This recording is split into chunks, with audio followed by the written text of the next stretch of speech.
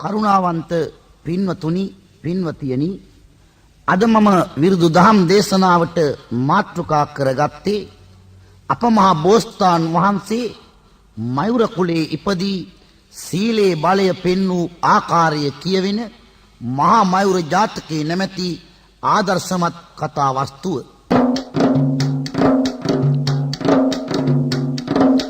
දසපාරමි දම් පුරමින් ලෞතුරු බුදු බව ලබමින් සනරාමර සෑසි පියා දෙව්රම් වේරේ මනරං සුන්දර සදහම් ගංගාලෝ සතුනට බෙදා දෙනවා පිම්බර සංගගෙන පිරිසක් සාකච්ඡාවක් කරනවා එතනට පැමුණුණු බුදු හිමි භික්ෂු පිරිසගෙන් අසන්නි මොනවා පිළිබඳද වට වෙලා සාකච්ඡා කරන්නි බුදු හිමියනි දෙව්දත් තෙර ඔබට වෛර කරන්නේ බුදු කරුණාවෙන් හිමියනි ඔබ මෛත්‍රිය වඩන්නේ එදා මගේ සම්බුදු හිමි සංඝ නමකට කතා කළා බෙදා දෙනව සදහම් සුව කරුණා ගුණ මෙත් පාලා දෙව්දත් තෙර අද පමණක් නොවේනේ මට වෛර කළේ පින්වත් සංඝ නමට අපේ බුදු හිමි දේශනා කළේ පෙරුම් පුරන එක් සමයක බඹදත් රජ කෙනෙක් වෙලා රෝදෙන් දෙව්දත් තෙරිඳුන් මේ විදියට වෛර කළා භගවත් මගේ සෑසි පියා පින්වත් සංඝ නමට එදා ගුණවත් ලෙස මේ ජාතක කතාව දුන්නේ පහදා දසපාරමිතා ධර්මයන් පූර්ණය කරමින් ඇස්සිස් මස්ලේ අමුදරුවන් දන් දීලා ලෞතුරු බුදු පදවිය ලබාගත් කාන්තිමත් ශාන්තිනායකයාණන් වහන්සේ සවැත් නුවර ජේතවනාරාමේ වැඩවසන සමී එක්තරා සංඝගණ පිරිසක් සාකච්ඡාවක් කරනවා. එතනට වැඩිය බුදු පියාණන් වහන්සේ අහනවා මොනවා පිළිබඳද සාකච්ඡා කරන්නේ? ඒ සංඝයා වහන්සේලා කියනවා බුදුරජාණන් වහන්සේ දෙව්දත් තෙරිඳු ඔබට වෛර කරනවා. ඔබ දෙව්දත් තෙරිඳුන්ට මෛත්‍රිය වඩනවා. බුදුන් වහන්සේ කියනවා අද පමණක් නොවේ පෙරම් පුරණ එක් සමයක ඔය දෙවිදත් තෙරිඳු බරණැස් පුරවරේ රජ කෙනෙක් වෙලා මට මෙන්න මේ විදිහට වෛර කළා කියා පූර්වාපර සන්ධි ගලපා මහා මයුර ජාතක කතාව ගෙනහැර දක්වනවා. දිනයක පෙර බරණැස් පුර බඹදත් රජකම් කළේ වනලැහැබක මයුර කුලේ අප බෝසත් ඉපදුනේ ලක්ෂණ මේ මොනර පැටියගේ රූපය හරියගේ ඇස් දෙකරන් පැහැයෙන් පිරිමදටියෙන් ඇට දෙකක්සේ වනයේ අන්මොනරු අතර මේ පැටියා කැපී පෙනී මොනර පැටියගේ පිට මත රන් රේඛා තුනක් පෙනී කාලය ගෙවෙමින් යන විට උස්මහත්ව සිරුර වැඩුණි කැලේ ඉන්න අනිත් මොනරු සැමටම වැඩියෙන් ලොකුණි පෙර බරණැස් පුරවරේ බඹදත් රජතුමා රජකම් කරන කාලේ අපේ බෝසතාණන් වහන්සේ මයුර කුලේ ඉපදුණා. ලක්ෂණ මේ මොනර පැටියගේ රූපේ හරි අලංකාරයි. ඇස් දෙක රන් පැහැයෙන් පිරි මදටියට දෙකක් වගේ. වනේ ඉන්න අනිත් මොනරුන්ට වඩා කැපී පෙනෙන ගතියක් තිබුණා. මේ මොනර පැටියගේ පිට මත රන් රේඛා 3ක් තියෙනවා. කාලය ගෙවිමින් යනකොට අනිත් මොනරුන්ට වඩා උස් මහත් වී සිරුර වැඩමින් ලොකු වුණා. වනයේ සිටින මොනර පිරිස එකතු වෙමින් කරලා කතා. මොනරු අතර රජතුමා ලෙස එතුමාව පත් කරගත්තා. දිනක් යත්දි මොනර රජුට තද පිපාසයක් දැනෙනවා. වන තුල ඇති විලක් ළඟට දිය බොන්නට සිතා යනවා. අනිත් මොනරු පිරිස සාකච්ඡා කරලා මේ ලක්ෂණ මොනරව රජකමට පත් කරව ගත්තා. දැන් මොනර රෑනින්න නායකයා තමයි මේ රන් රේඛා 3ක් පිටමත තිබෙන මොනරා.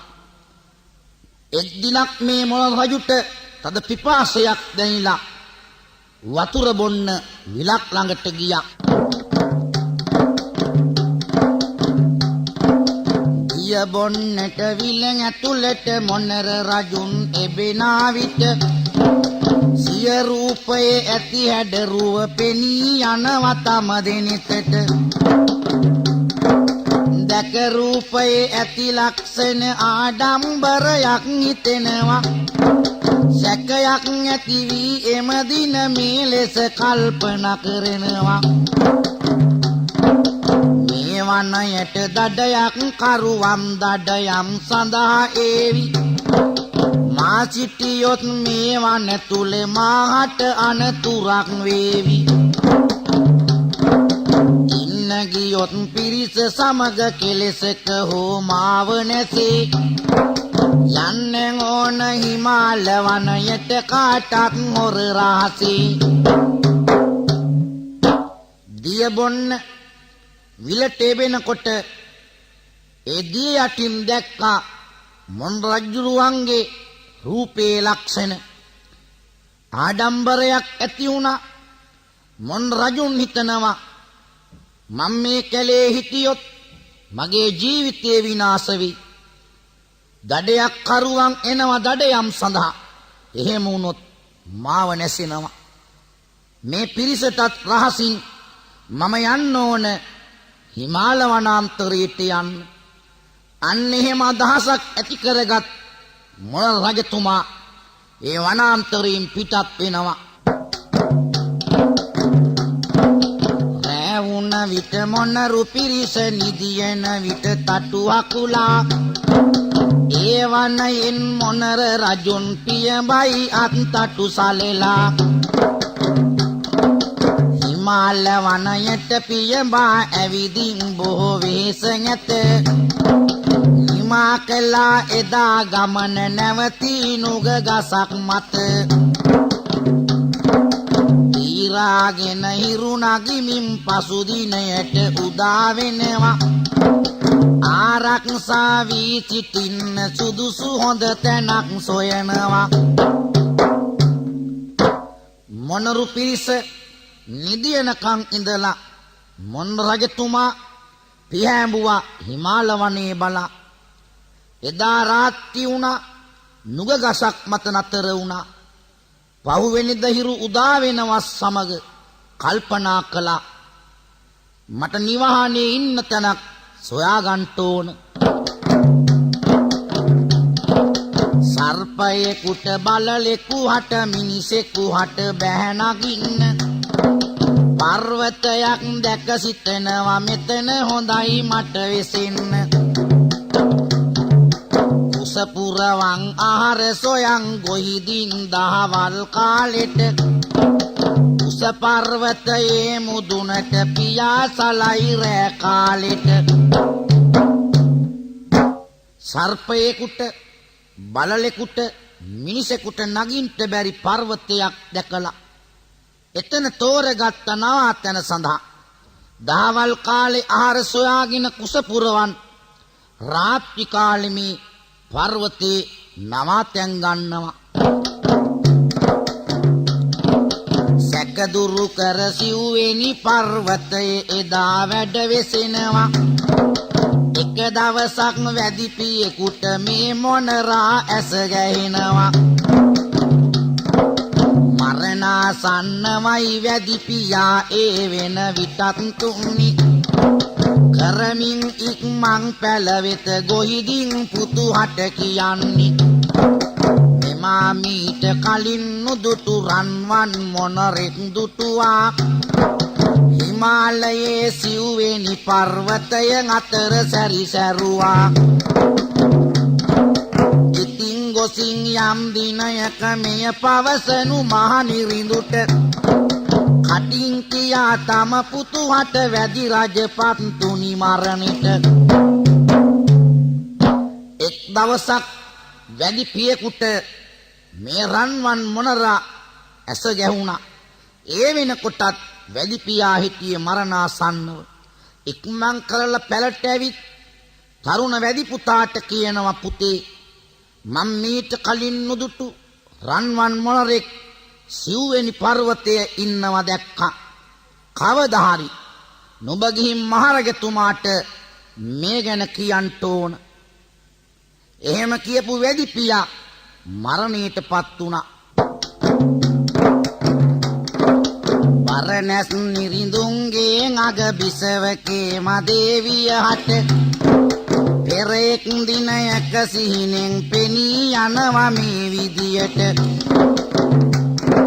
සිරියානේ සිටිකේ මාදේවිය නිදි ලොවට යනවා හරි ලක්ෂණ රන්වන් මොනරෙක් බණ දේශනා කරනවා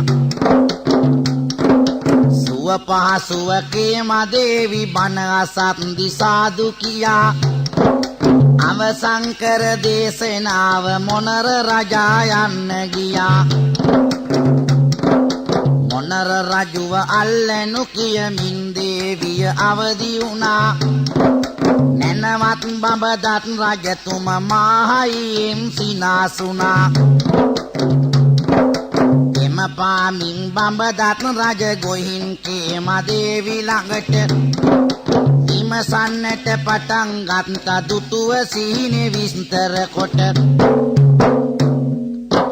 බරණැස් රජතුමාගේ අගබිසව කේමාදේවිය සිරියහන් ගබඩාවේ නිදිලොවට පිවිසුණා අන්න ඒ වෙලාවේ හරි ලක්ෂණ රන්වන් මොනරෙක් කේමාදේවියට ධර්ම දේශනා කරනවා කේමාදේවිය නිදියහනේ සිට සාදු කියා බණ ඇසුවා ඒ දේශනාව අවසන් කරපු මොණ්ඩ රාජයන්ට ගියා නිදියහනින් අවදි වුණ කේමාදේවිය මොන රජුව අල්ලන්න කියමින් මාහයියෙන් කෑ ගහනවා මේ ඇසුන බඹදත් රජතුමා hina වෙන්න පටන් ගත්තා කේමාදේවියගෙන් බඹදත් රජතුමා අහනවා මොකක්ද ඔබ දුටුව සීනේ කේමාදේවිය විස්තර කරනවා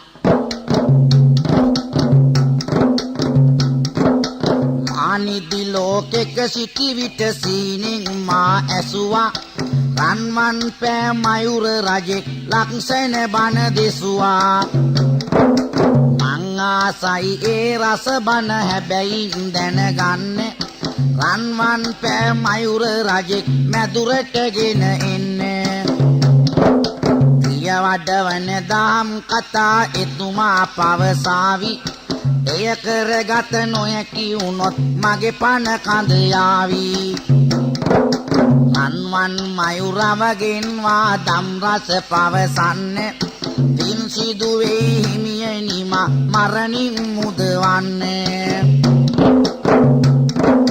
එය පිළිගෙන සිය සුන වෙත මහරජතුමා යන්නේ සිය ඇමතින් ලං කරගෙන රාජ අනක් දුන්නේ හේමදේවිය කියනවා මම නිදි ලෝකෙක ඉන්නකොට රන්වන් මොනරෙක් ඇවිත් මට ධර්ම දේශනා කළා අනේ හරිම මිහිරි මට ඕන හැබැයි ඒ රන්වන් මොනරගෙන් බණ අහන්න මේ ඉෂ්ට කරගන්න බැරි වුණොත් ඒ ආශාවෙන් මා මැරේවි මහරජතුමනි ඔබතුමා කොහොම හරි ඒ රන්වන් මොනරෙක් ගෙන්නලා මට ධර්ම දේශනාවක් කරන්නට අන්න දේවියගේ වචනේ පිළිගත්ත බඹදත් රජතුමා සිංහාසන මතට ගොස් මැති ඇමතිවරු කැඳවලා මේ වගේ ඉල්ලීමක් කරනවා.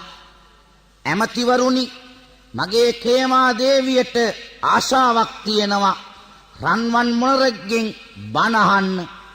ඒ නිසා වහම අනබෙර කරුවෙක් යවන්න.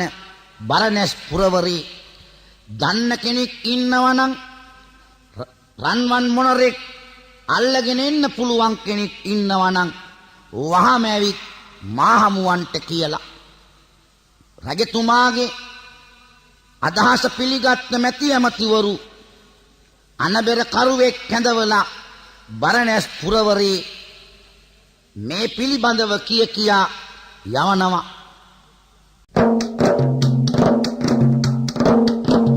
රන්වන් මොණරෙක් දුටුවෙක් මෙරට ඇත්ද සොයනු යම් කෙනෙකුන් ඇත්නම් ඔහු මාහමුවට එවනු. අන පිළිගෙන රාජසෙබළු රට සැමතැන යනවා. වනයේ වසන වැදි පුතෙකුව මැදුරට කැඳවනවා. අන්න ඒ අනබෙර කරුත් රාජසෙබළු සොයනවා. රන්වන් මොණරෙක් දුටුවෙක් ඇද්ද, ඇසූ කෙනෙක් ඇද්ද? අර වැදි පුත්‍රයා රාජසෙබළුන්ට කියනවා මාව එක්කරයි යන්න බඹදත් රජතුමා හමුවට. වැදි පුත්‍රයා රජතුමා හැදි ගැහිලා මෙහෙම විස්තරයක් කියනවා. වැදි පුත්‍රයා හරි සතුටින් පැමිණිලා රජමැදුරට. හදි ගැහිමින් රජතුමාව විස්තර පවසයි මෙලෙසට. ප්‍රිය වඩවන රණ මොණරෙක් සිව්වෙනි පර්වතයේ ඇත්ති. කියනුය නුඹ යම් දිනයක රජතුමා ඇසුවොතින් සත්ති. කොරහැඩි හඬකින් මාහට මොණරගේ විස්තරය කියා. මා දැඩි කළ මගේ පියා මෙලොවින් පරලොවට ගියා. වැදි පුත්‍රයා කියනවා මහරජතුමනි, මගේ පියා මැරෙන්න මොහොතකට කලින් මට කිව්වා සිව්වෙනි පර්වතයේ රණ මොණරෙක් ඉන්නවා කියලා. යම් දිනයක රජතුමා ඇසුවොත් කියන්ට කියලා. මම ඒකයි මේ පිළිබඳ ඔබතුමාට කියන්නේ සත්‍යයක්. අන්නේ වෙලාවේ බඹදත් රජතුමා වැදි පුත්‍රයාගෙන් ඉල්ලීමක් කළා. අගේ වඩන මගේ කේම දේවිය සුව කරගන්නට මගේ වස්තුවෙන් කොටසක් දෙනවා නුඹට දිවි ගෙවන්නට. හොඳයි, ඔබට මේ රණ මොණරව අල්ලන් එන්න පුළුවන් නම් මගේ කේමා දේවියව ඒ ශෝකයෙන් මුදවා ගන්න. මන් නුඹට වස්තුවෙන් කොටසක් දෙනවා. මේ ඉෂ්ට කරන්න ඕන. වැදි පුත්‍රයා පොරොන්දුවක් වෙලා රණ මොණරව අල්ලන්ට යනවා. අටවා උගුලක් තබමින් වැද්ද කැලේ සැඟවෙනවා. එතනදි වැඩි වෙලා නොගොස් වැද්දා පරලොව යනවා. රණ මොණරව රැගෙන එන්න ගිය වැද්දව මිය ගියේ. පින දන්නා දේවිය හට මෙය වාවනු බැරි වුණේ. හොඳ බණ පද අසන්න මින් පසු බැරි වේ යයි සිතුණා. හදවාවනු බැරි සෝකෙන් කේම දේවි මිය ඇදුණා. විරාලය පෙන් වූ දේවිය ඇදුනේ නුඹ හින්දා. බරණැස් රජ රණ මොණරා පිළිබඳ වෛරය බැන්දා. වැද්ද සිව්වෙනි පර්වතයට ගිහින් උගුලක් අටව තැබුවා රණ මොණරව අල්ලන්ට. අර වස්තුවට තියෙන තණ්හාව නිසා උගුලක් අටවල තියලා පැත්තකින් සැඟවිලා බලා සිටියා. වැඩි වෙලාවක් යන්න කලින් වැද්ද මරණයට පත් වුණා. මේ බව ආරංචි වුණා කේමා දේවියට. රණ මොණරව ගේන්ට ගිය වැද්ද මරණයට පත් වුණා. අනේ කවද රණ මොණරෙක්ගෙන් බණපදයක් අහන්ට ලැබෙයිද? කේමා දේවියේ ශෝකයෙන් මරණයටපත් වුණා. අන්න බඹදත් රජතුමාට රණ මොනර පිළිබඳ වෛරයක් ඇති වුණා. උඹ හින්දා තමයි මගේ දේවිය මරණයටපත් උනේ. මං උඹට වෛර කරනවා. වෛරෙන් මත් වී මයුරා ගැන රජතුමා එවන් දිනේ සිතන්න විය කරුණක් තෙලි තුඩ අරගෙන සැනින් අනේ හිමාල වනයේ සිව්වෙනි පර්වතයේ මොනරෙක් ඇත. එම මොනරගේ මස් කෑ අය අජරාමර වෙනවා ඇත. බඹදත් රජතුමා තෙලි තුඩ අරගෙන හසුනක් ලියනවා. සිව්වෙනි පර්වතේ රන්වන් මොනරෙක් ඉන්නවා. ඒ මොනරගේ මස් කාපු අය අජරාමර වෙනවා කියලා හසුන ලියලා මෙසේ සංගවා තබනවා. එසේ සිතා වෛර සිතින් පාඹුල් පෙට්ටියේ දමා කෙසේ වෙතත් ටික දිනකින් මිය ඇදුනා නිරිඳුතුමා. ඒ හසුන පාඹුල් පෙට්ටියේ සංගවලා වෛර සිතින් පසු වුණ මහරජතුමා ටික දිනකින් මරණයටපත් වුණා. බරණැස් පුරින් පසු තව රජෙකුත් පාලනය කරනවා. පෙර දින රජතුමා තැබුව පාඹුල් පෙට්ටිය දකිනවා. රජතුමා පෙරලියා තිබුණ ලිපිය කියවලා බලනවා. අජරාමර වෙන්නට මොනරගේ මස් කන්නට හිතනවා. ඊට පසුව තව රජ කෙනෙක් බරණැස් පුරවරේ රජ පදවියටපත් වුණා. කලින් රජතුමාගේ පාඹුල් පෙට්ටිය උස්සලා බලනකොට රජතුමා ලියා තිබුණ හසුන දැක්කා. ඒ හසුනේ තියෙනවා සිව්වෙනි පර්වතයේ ඉන්න රණමොනරගේ මස් කෑ අය අජරාමර වෙනවා කියලා. මම අජරාමර වෙන්න මේ මොනරගේ මස් කන්න ඕන. මේ රජතුමාටත් රණමොනරගේ මස් කන්න හිතිලා වැද්දෙක් කැඳවනවා. සැනින් කැඳවලා වැද්දෙක් යවනවා මොනරවගෙනෙන්ට.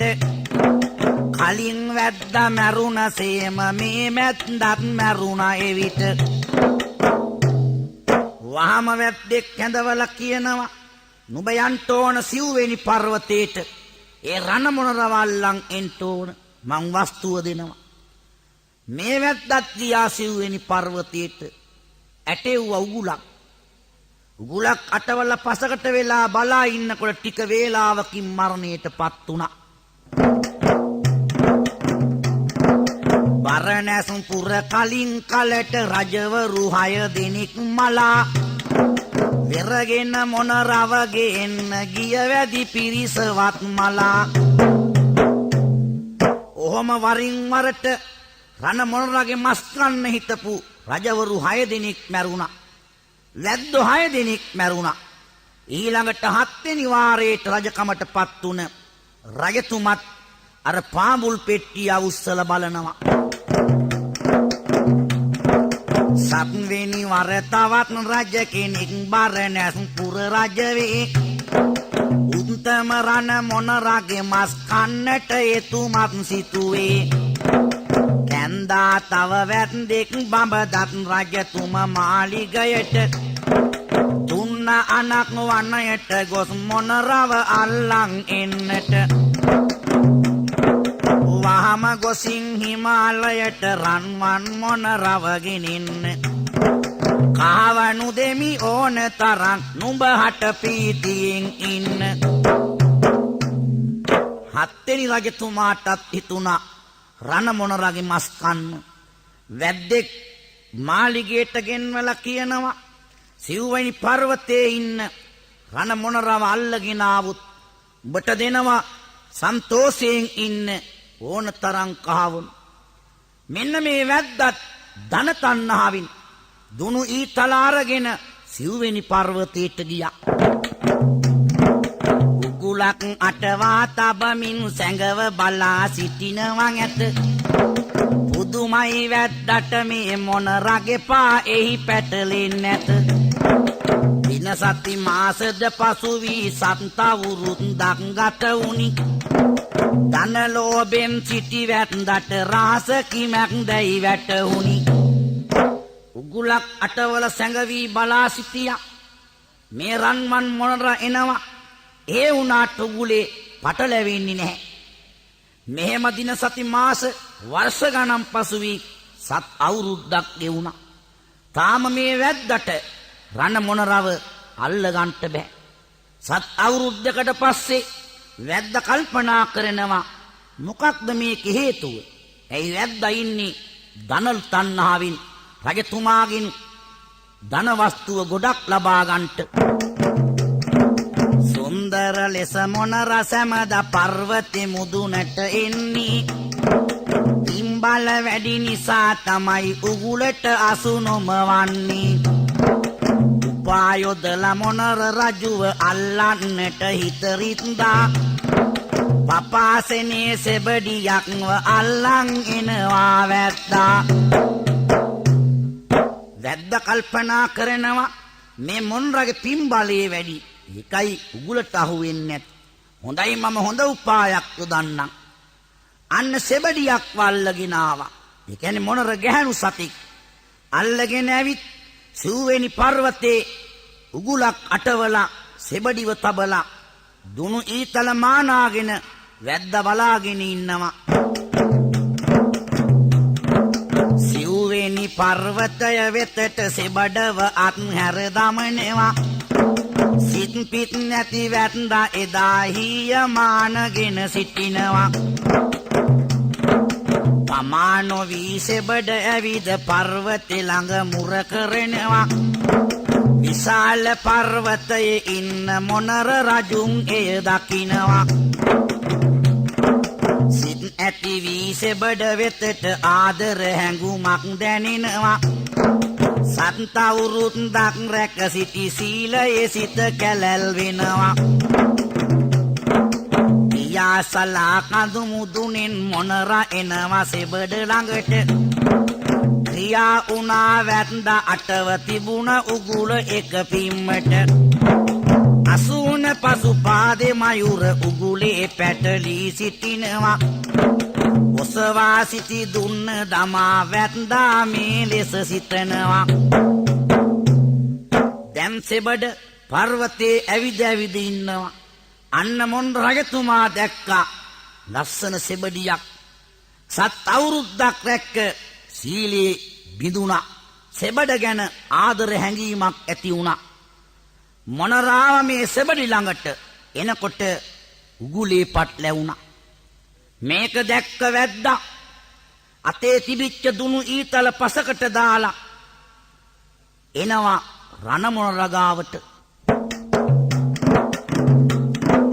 පරම්පරා හතක වැද්දෝ හැදුවත් මෙතුමව නසන්න. මරණය වැළකුණේ මෙතුමගේ පිම්බලයෙන් වෙන්න ඕන. මමත් වසර 7ක් තිස්සේ වේසුනි කහවනු ලබන්න. සමත්තුනේ අද මමයිනේ රණ මොනරව අල්ලගන්න. වැද්ද හිතනවා පරම්පරා හතක වැද්දෝ මේ මොන්රව මරන්ට හැදුවත් බැරි වුණේ පිම්බලේ වැඩි නිසා. මමත් වසර 7ක් තිස්සේ සෑහෙන වෙහෙසක් දරලා අද මගේ උගුලට රණ මොන්රව අල්ලගත්තා. නමුත් මම නරකයි මේ මොන්රව මරන්න. උත්තම මේ මයුර රජා දැමින් කාලය ගෙවන්නේ. ගන්තට ඒ රංකහවනු මට නැත ඉම්පලක් වෙන්නේ. මගේ දුන්න ඊතලයෙන් උගුලේ ලනුව වෙත විදිනවා. පින්වත් මේ මයුරු රජා මරණින් මුදවා හරිනවා. වැද්ද හිතනවා මේ සීලවන්ත පින්වන්ත රණ මයුරව මරලා මං ගන්න රං කහවණු වලින් මට පළක් වෙන්නේ නැහැ. ඒ වස්තුව මට උවමනා නැහැ.